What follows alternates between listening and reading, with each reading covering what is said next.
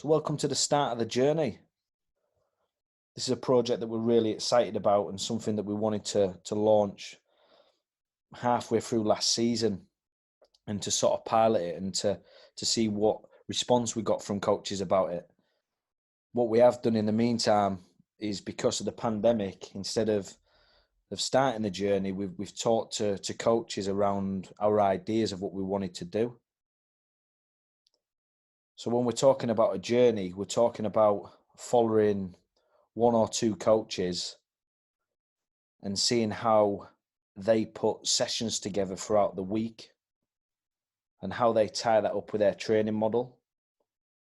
Alongside that, we want the coaches to show how they prepare for games and how they work with the individual and the team.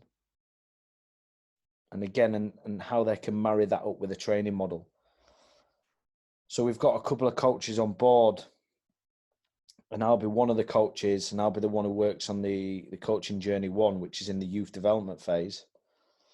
And then we've got another coach who works in the professional phase. So you're going to get a really good insight of what this is going to look like throughout the season.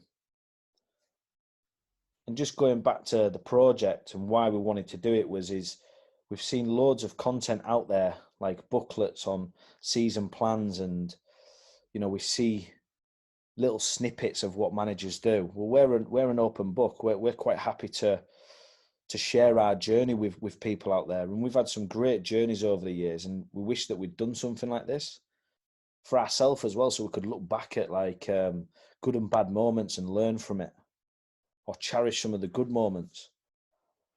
So we wanted to just bring in an audience and make it interactive and make it live. And that's why we've brought this coaching journey together. And hopefully it's something that users, coaches, or people are out there who enjoy watching the game will get involved with this and make it interactive. And we're not just going to edit it where it's all the good things. We're going to talk about the bad things, so we can all learn about different challenges throughout the year. So I hope you're excited about this project, and hopefully you'll want to get involved with the journey and go through it with us, and again help us as well at times, because we'll make it an open discussion to share ideas. And if you are, make sure you drop a like in there and put your notifications on so you don't miss any of the videos. We'll eventually get to a point where, once we know what the audience want and what yous want as coaches, we'll try to put a couple of dates within the week of where we'll upload. So when do we put our practices up, and when do we put our game plans together? But that's something that we'll work through as the season goes on. So let's move on. So in our development model, we just break it up into two simple areas: the individual and the team. Primary, we'll be working on the individual and trying to improve each player, whether that's their weaknesses or their strengths. We'll spend a lot of time throughout the week on making sure that all the individual development plans have got targets and challenges to make sure that every player who is working within our team is improving. But also, we've got to make sure that we introduce what it looks like playing as a team. So looking at tactics, different systems, winning and losing. And it's really important that we bring this in, because this is what the next phase looks like in their career. So if they go on to be a professional, or they go on to play open age football, it becomes a competition. And it becomes about this. And we don't want players to go into the professional stage and just start to see things for the first time. We want to make sure that any player that's coming from our youth development, and especially our team, to go on and say, I've seen this and I know how to deal with this. A little quote at the bottom, which I'll let you have a read. we feel that it falls well within what we're trying to say between the individual and the team.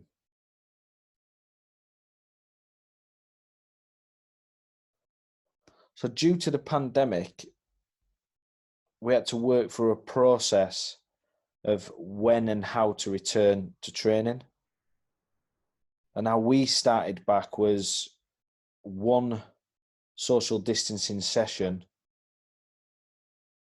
with a maximum of group of 4 working the same practice.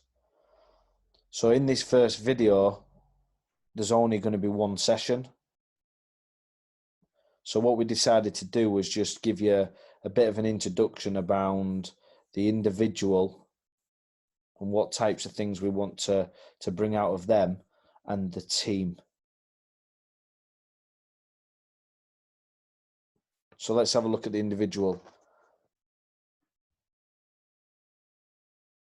So the first part we're going to be looking at is in possession. So anyone who's been following us for a while now will be familiar with the performance wheel. And this is something that we feel is vital to any player and helps players out to play at a good level and get through games smoothly. So the first thing we're looking at in the individual is scanning skills. See the ball, see the defender, see the next move. And this is a non-negotiable. This is what we want players to be doing all the time, because we feel it's vital to a good process. So the first thing here we want the players to be thinking about is, where's the ball? What is the chances of them getting on the ball? So are they going to be receiving a direct pass? So you're going to be receiving the pass straight away. Is it a link pass? So I'm going to receive the second pass. Or is it going to be in the next phase? So we want players to be thinking this all the time. What are the chances of me getting on the ball?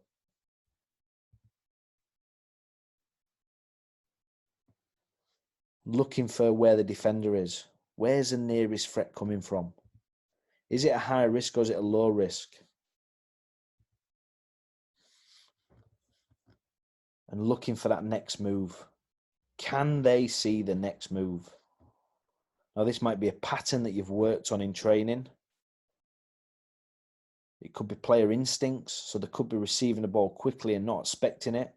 So player instincts to see that next move. Is it going to be a pass? So they're going to release a pass? Are they going to be shooting?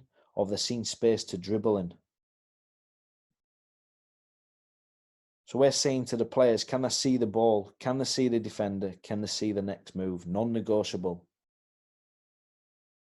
And all this detail is things that you can put in as you speak to the players or you watch the players.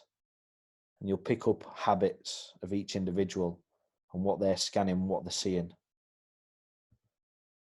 Little challenge that we like to give the players. So when we first start to work with the team, the challenge is a minimum of 3 scans receiving the ball, before receiving the ball. So what we say to them is if you think you're going to get on the ball, have a scan. If you know you're going to get on the ball, have another scan. And as the ball's traveling, have your third scan. And as they progress and become good at this, then we start to challenge the players around scanning 6 to 8 times in every 10 seconds. And that's top players. So if you look at some of the papers out there and some of the research that's been put together, they're looking at players at a top level scanning 6 to 8 times in 10 seconds. And that's one of our aims to try and get to. But they've got to make sure they can achieve the minimum of 3 scans first while taking in the right information. So next part of the wheel is move. So look for the space beyond, beside and below. So we want the players to be thinking forward, closest to their goal. So is there space to exploit beyond?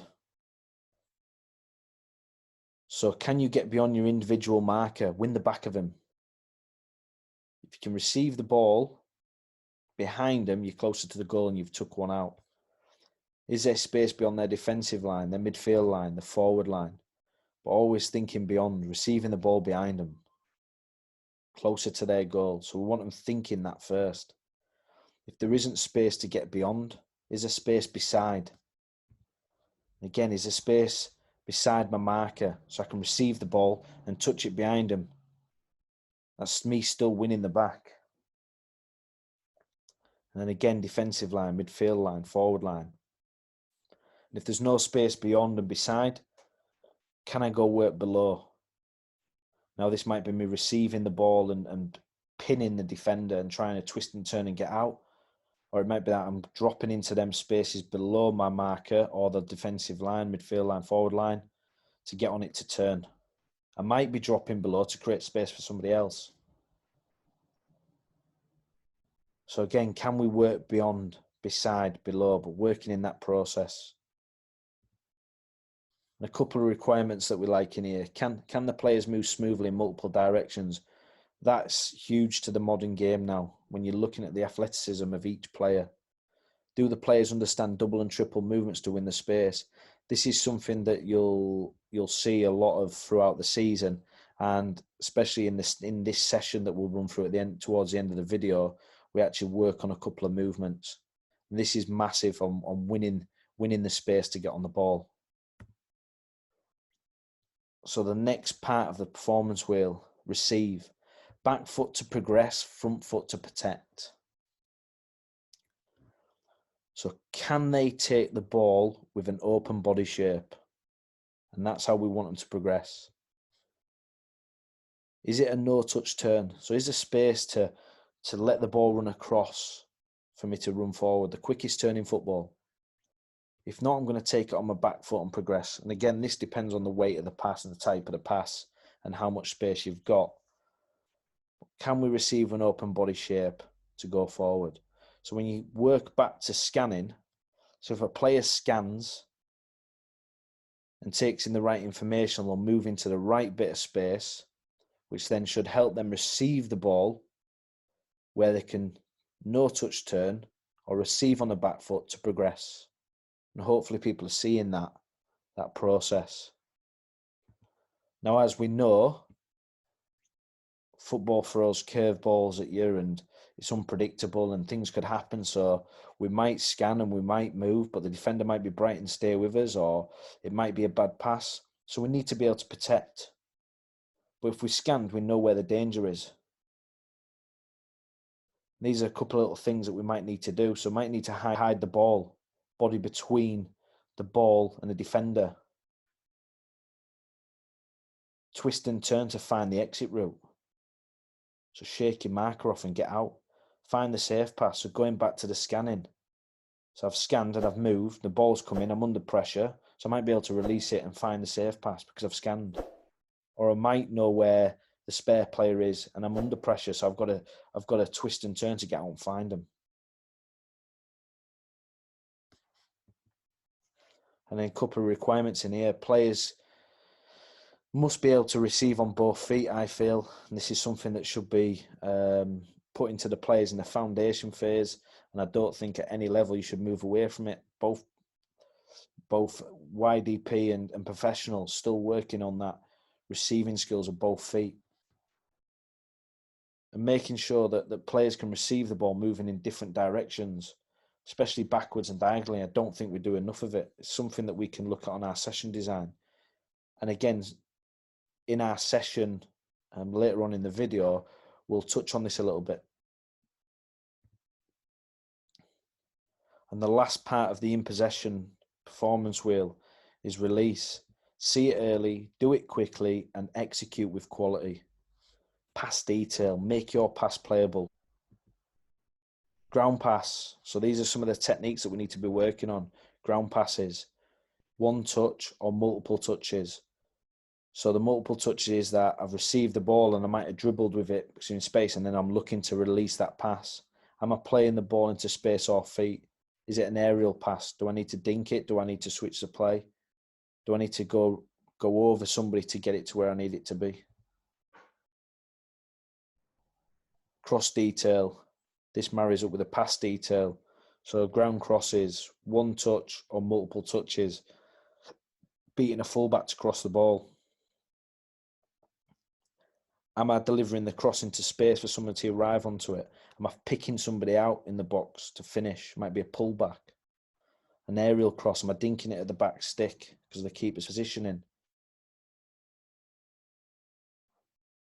These are some of the techniques and things that we need to get the players to think about. Or you might design your sessions around some of this.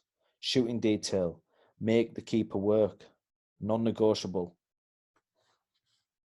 Ground shots, aerial shots, volleys, headers, one-touch finishing, probably one of the most important parts now to the modern game. Multiple touches to set up goal scoring opportunities. So pinning a defender and twisting and turning, getting a shot off, or getting side on and taking your defender on to get your shot off. We're going back to this one touch, and I don't know if anybody watched Everton at the weekend, and Ancelotti talking about Lewis at Everton, about him getting his first hat-trick. And he spoke about working with Inzaghi, that he had a fantastic striker in Inzaghi. He scored 300 goals and 210 of them was one touch. I mean, what a stat. And then going back to Calvin Lewis, where he spoke about he was taking too many touches, so he couldn't get the shot off. So they've been working with him on one-touch finishing. And then he went and scored his first hat-trick. So that's just like food for thought, something to think about. And I thought it'd be good to just drop that in there because it was fresh in the mind, and obviously it's just happened at the weekend. Then some requirements. So for us, players must be able to play with both feet. So playing especially short passes, being clean passes off both feet, but something that should be introduced at a younger age. And making sure that players can play passes and shoot on the move and under pressure. So you might work purely on the technique unopposed, but then you might put them under pressure and look at the technique, to replicate the game. So hopefully when you're looking at this performance wheel, you're starting to get a clear idea now of what we're trying to show the players and why you think it's an easy process for the players. So just see it this way: a player scans and they're taking the right information, they move into space to then receive the ball to progress, which then helps them release the ball cleanly. And that's the perfect process. But we know it's not a perfect process. So have we planned for the what ifs as well? Yes, we have. We can protect the ball, find an exit route and start again. So hopefully that gives you a good idea around the in possession model and how we work our individual development plans.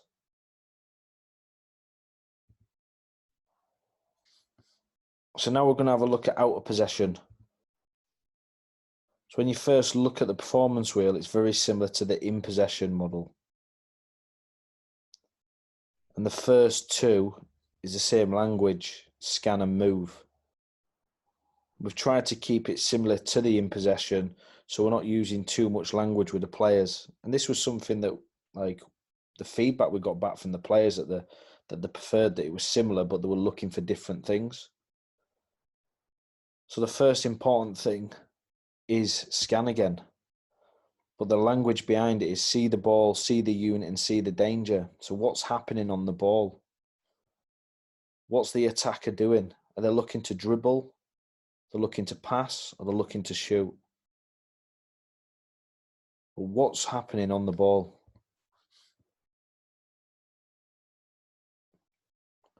What does your unit look like? So getting them thinking about what's happening with my unit. So an easy example is if I'm a centre back. So what's happening with my left back, my right back, and my centre back? Are we organised or are we unorganised? If we're unorganised, what are we going to do about it? Am I going to fill space to try and make it organised? Or do I need to communicate with my unit? And this is a really good one to observe as a coach, because using that centre back as an example, when you see that they're unorganised, they're either not seeing it or not fixing it. So it's great to step in and be able to communicate. So it's a really good one to have a look at.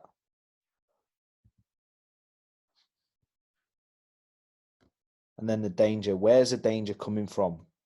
Is it behind me? Is it beside? Is it below? And again, how are you going to deal with the danger? Is it something that you have to do? Or is it something that you get somebody else to do? So again, non-negotiable scanning. But this time going to see the ball, their unit, and the danger. So moving on to the next part, the performance wheel, move. So adjust footwork and body shape in relation to the ball and the attacker.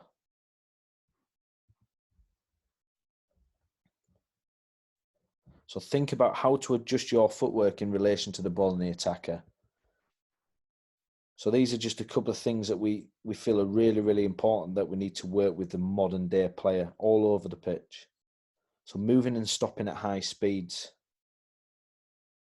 Moving backwards, sideways, and forwards and diagonally. So making sure they can move in multiple directions smoothly.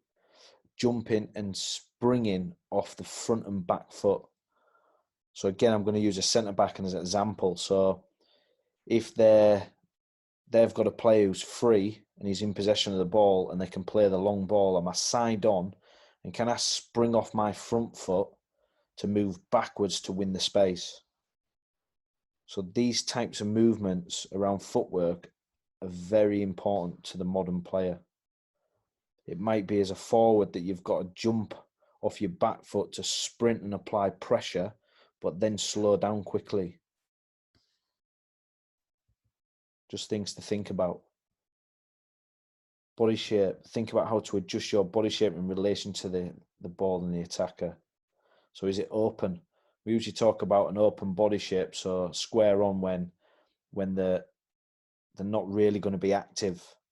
But as soon as they're active, they've got to get side on so they can move back and forward quickly. But they might use an open body to slide across the pitch. And then we're looking at good balance and to use a good physical duel. So getting your arms out, using your arms and getting your body across people. So when we're talking out of possession, like how they move, their feet and their body shape is really important. So next time you watch a game, have a look at any player on the pitch and just have a look at like the footwork and the body shape of how they adapt in relation to the ball to give you some ideas. And if you see something, drop the comments below and let's have a talk about it because we love this type of stuff. And a couple of requirements. So I think we mentioned it there, smoothly in multiple directions. So just moving around the pitch smoothly. Do the players understand what type of footwork to use in each scenario? Something that you need to work on. Or try to get the players to look at. So the next part, dictate. So deny, delay, deflect.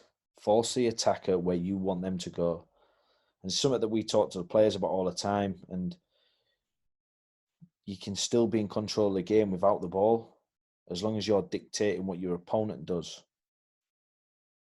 So force them where you want them to go. Be clever.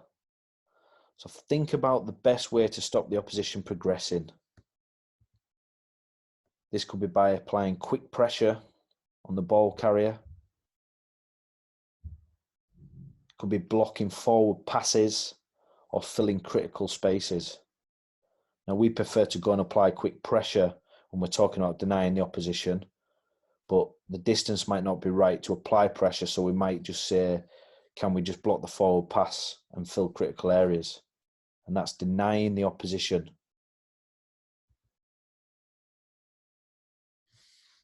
And then we're talking about delaying. Think about the best way to slow down the opposition's attack.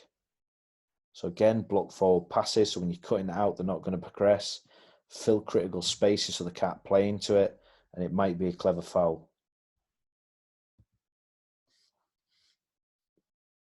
And then deflect. Think about where you want to force the opposition. So you want to force them away from critical spaces, away from danger. So it might be that the opposition have an overload on one side of the pitch. So you don't want them to get there, so you need to deflect them the other way. Deflect them away from the free player. So they might have to use a link pass. Allows you time to get there, put pressure on. And the major one is deflect them away from our goal. And just requirements. And this is something that we talk about all the time. Make sure the players don't move away from the principles of the game. Defend the goal. See it time and time again now where in training at all age groups, right from professional right down, that people have forgotten about just defending the goal and blocking the goal. And you see it in training all the time where you might get an attacker who turns to open up and the defender will trap the runner rather than defending the goal. Don't lose focus on that. And then just a little one individually, just winning personal duels, make sure they're competitive. And on to the last part of the out possession performance wheel. Win the ball cleanly or force the opposition into a mistake. Let's think about what it takes to win the ball. So win the duel early. So what we're talking about there is when the ball's played to your opponent, can you get there on the first touch and try to nick it? That's winning it early. It might be one where the ball gets played into your marker and you move them out the way and step in front and win it, or you beat them to the race. That's winning the duel early. You might use your body to move them before the ball gets there. So can you win the duel early? If you can't do that, then we're looking at clean tackles. So winning the ball cleanly so we can maintain possession, or maybe force them into a mistake. Good use of the body, so arms out, body across, draw fouls, get in the way of their forward movements. So if a striker knocks a ball past me, can I get in the line of his run so he has to run round me? And then really important is once we've won it, can we maintain possession? We talk about finding the safe pass a lot. But again, that's something that we'll go in as we go through the season. Think about what it takes to force the opposition into a mistake. Aggressive pressure.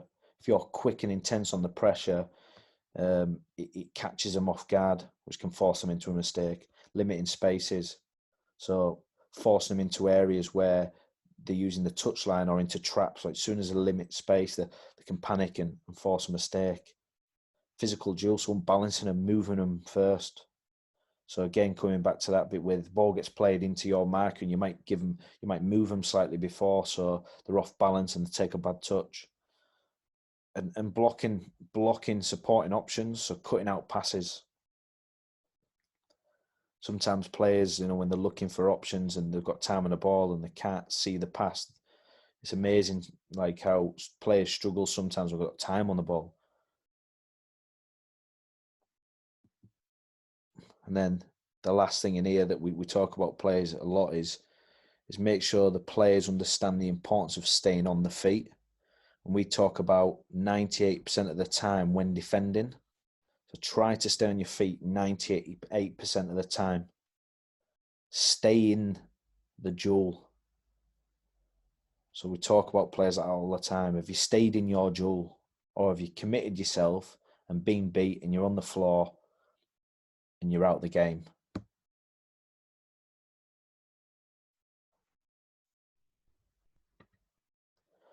So hopefully the two performance wheels in and out of possessions give you a good insight and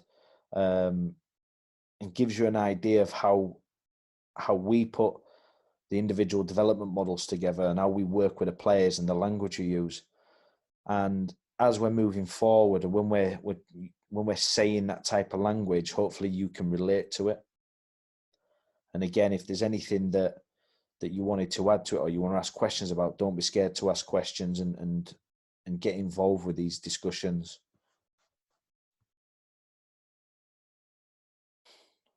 So we're just going to have a look at the team identity now. We're not going to spend too much time on this because we don't have a game this week. But the reason why we wanted to give you a bit of an insight was so you can see how our session design marries up with what we want to achieve as a team and how this helps the players perform as well. So when we're talking about team, we use the word identity a lot and what it looks like in the 4 moments. So our clear target is to impose our identity on the opposition. That's our target, something that we've come up with the players and we're all happy with. We talk about performance over result. But we know if we perform well and we impose our identity on the opposition, we've got a great chance of winning the game as well. But we always stay focused on the performance individually and collectively, rather than thinking about the result.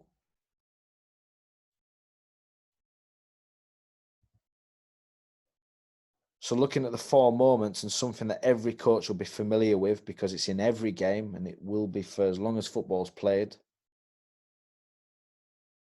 But what we're saying is can we impose our identity in all 4 moments of the game? Now, how do we do that? We have a clear language that triggers us to press, and we have a target which we can analyze after the game. So the word press is married up with defensive transition. So when we lose the ball, if the players or the coach shouts press, the nearest players apply quick pressure on the ball carrier. That can be 1, 2, or 3 players, but player led. So when we're designing sessions, we might throw in bonus points for initially pressing as soon as they lose it and win it back within 3 passes. And that drops into our target. So when we're watching the game back, how many times did we win the ball back within 3 passes when we lost it? And our target is to try and get to 80% plus. If we achieve that, we get a tick. If we don't, we get a question mark and we have a look at it. If we can't win the ball back in the 3 passes, we're trying to stop forward momentum for the opposition, which then allows us to drop into the defensive organisation. And the language there is compact. And when we're talking about compact, we're talking vertically and horizontally. And these are things that we introduce into training around the channels to make sure that we get the distances right. And then the target that we analyse, which is 80% plus again, but we're looking to regain in the front 2/3 of the pitch, so high up the pitch. Because that's what we want to do. We don't want to be in a low block for long. We will be in a low block and we'll have to deal with that scenario. But the way we want to play and our identity, we don't want to be doing this for long. And then we follow the trend on to attacking transition and attacking organisation. We do a little bit more in the attacking organisation, and that's where we get our players to focus more around their clips. But that's something that we'll talk about in a later date and then closer to games. Well, hopefully this has given you just a bit of an insight of where we're going to go with the team identity and how we structure the sessions to try draw this out. So what we're saying is if we achieve these 4 targets, we're going to be imposing our identity on the opposition, which gives us a good opportunity of winning the game. Performance over result, or performance with result, which is the perfect scenario.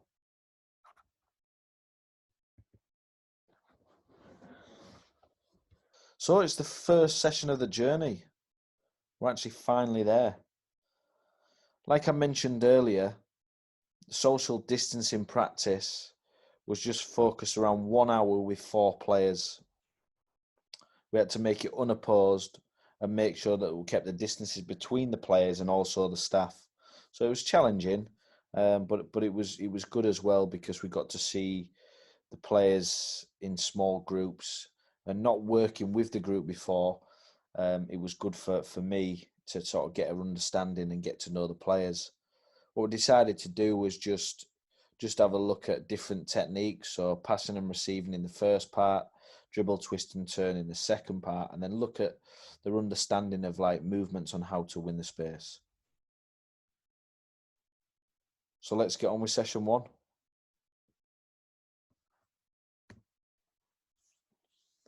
So let's just have a look at the session design to start with. So you've got the title at the top, passing and receiving. There's 4 parts of that. It's practice 1 of session 1. We've got the practice detailed down the left-hand side. If you ever want to read that, just pause it and have a read of it. Sometimes we'll go through it with you. Practice outcomes. So this is the performance wheel stuff when we're talking in possession as individuals. And then to the right side, you've got the physical outcomes. So practice duration's 20 minutes. The practice load's low because it's the first practice after 6 months. The workload is 4, rest for 1. And we do that 4 times. And each time we change the practice, we introduce something different. Area size is 10 by 30, but each box is 10 by 10. And there was 4 players in the practice, so we just mirrored them next to each other. The middle part is the practice design / video. So this is where we'll walk through it. So the first part of the practice was just to pass a move between the 2 players in their 10 by 10s. Now we didn't want them to play one touch. I want him to receive the ball, have multiple touches, then look to play it. If we're talking about the process here, scan, as a coach at the side, we just had 2 cones. It was a white and red cone. So when we held up a red cone, the player who was passing the ball, so here, if the 4 had the ball and we were holding a red cone, they must play to number 8's right foot, or try to play to their right foot. If we held up a white cone, they was trying to play to their left foot. If we didn't hold up a cone, they had a decision on where they wanted to play it. So that just gets them now starting to think about scanning. So where's the ball? What are we doing? And what's the next move? Also, we're starting to get movements in here. And then we started to give them different movements in part 2. So if you're looking at this now, if you're receiving the ball, you had to start on the bottom line. When the ball's traveling, you've got to start moving backwards and receive the ball and then take it backwards. And I've talked about this before when we're talking about the performance wheel, is we need to try and get players receiving the ball on the move, moving backwards and diagonally and not stopping, getting them to be playing between the lines and moving backwards. So this is how we introduce this here. So real simple practice, but actually we're ticking the outcomes of what we want in here. So we've got the players scanning now. We've got them doing different movements. And as you can see in part 3, we've got them doing a sideways movement now and trying to work on the timing as well. So arriving at the same time as a ball. We've got them receiving the ball in different ways. And also they're working on the releasing skills. So trying to make their pass playable. So we're ticking all the 4 outcomes in this simple practice. And then on this last part was just to open it up and let the players work their longer passing techniques. We offered a little challenge to them. So receive on the outside of the box. Can you get your first touch into the box to play? So it's just a little challenge for the players to really work on their first touch. With this longer pass, it could be in the air, it could be on the floor, it could be a curler. We give the players the license to play whatever pass they wanted to play. So simple practice, but we got everything out of it, what we wanted. So all 4 outcomes again.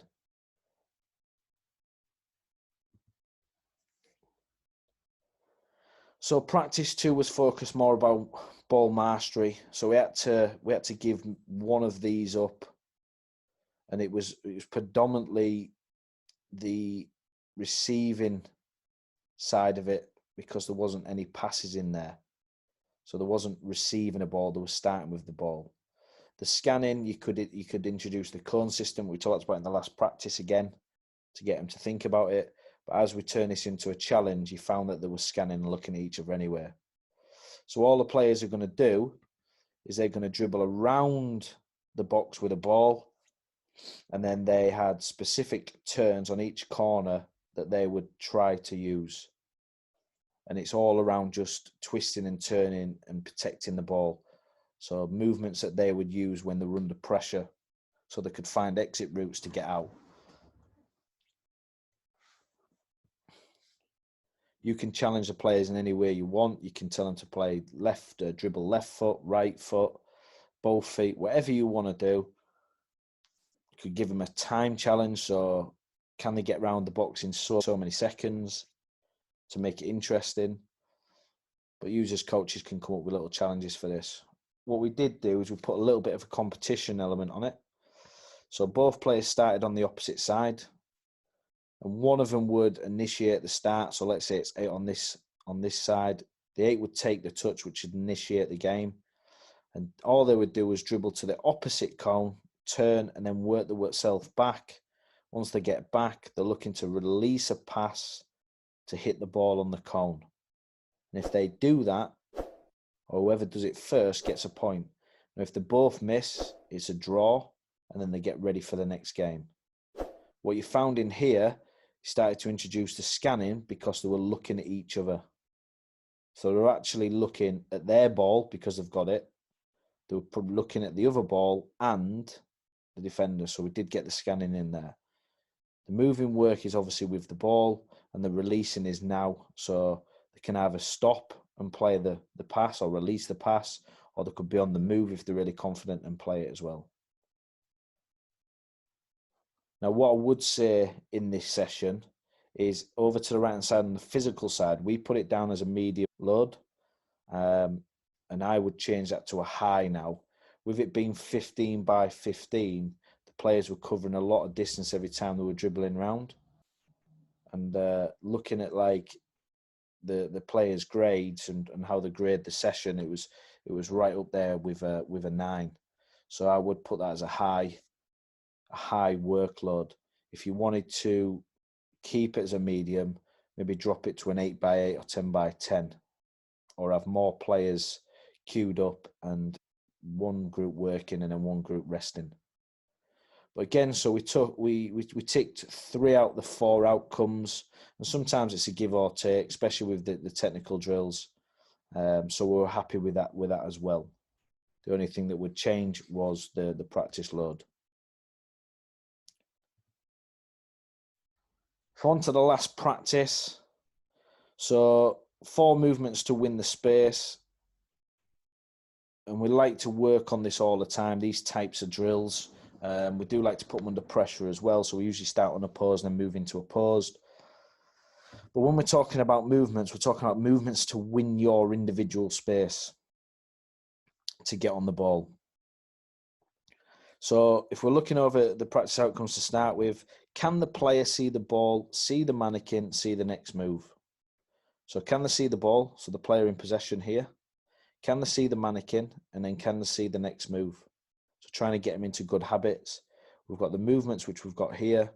It's going to be an open body because there's no pressure. So it's either moving onto the ball or it's back foot. And then we're looking at the pass detail. Make your pass playable. Play the pass how you'd want to receive it. But in here, the releasing skills will be playing feet and space. So again, we're ticking all the outcomes. And then you've got the workloads over here and the area sizes.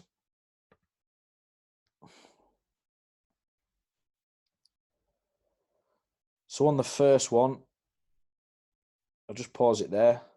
So when we're talking below, is work below your marker to try and exploit the space beyond. So what you're trying to do is you're trying to get the defender to plant the front foot. So step forward and plant the foot, and then for you to then go and win the space beyond. If that defender wasn't to come and stay, then you can just receive on the back foot and then get at your marker. So that's the idea behind the practice. So below and beyond. And then you're looking at the execution of the pass to the end player.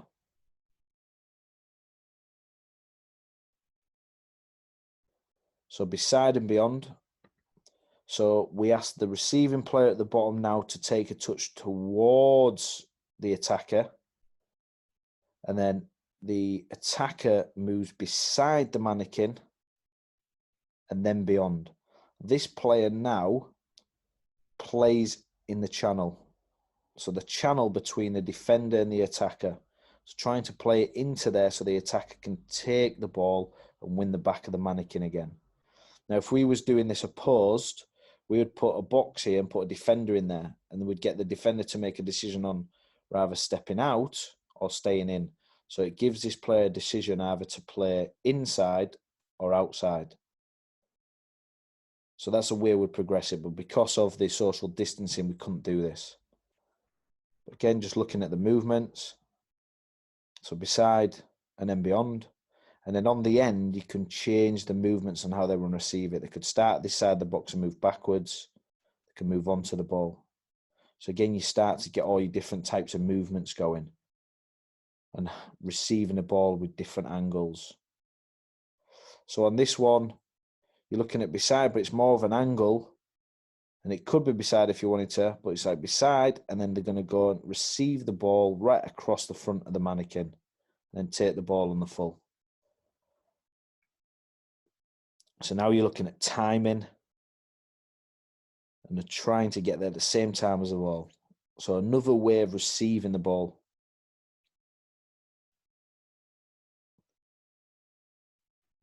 And in some of the sessions, we had the keepers. So again, you could just change this into a shooting drill, which we did it on some of the sessions when we had the keepers. So now this time, the players worked the back of the defender, so beyond, to then create space below. So what you want this defender to do is go away for you then to come and receive the ball. And in this scenario now, they could either play their partner in, who works a movement to go beyond, or they could beat the defender and go and score. And if we wanted to progress this, this would be a defender. So you play it in, and it'd be a 1v1 duel, and they can release the ball to set the other attacker off, or they try to beat their defender in the 1v1 duel to score.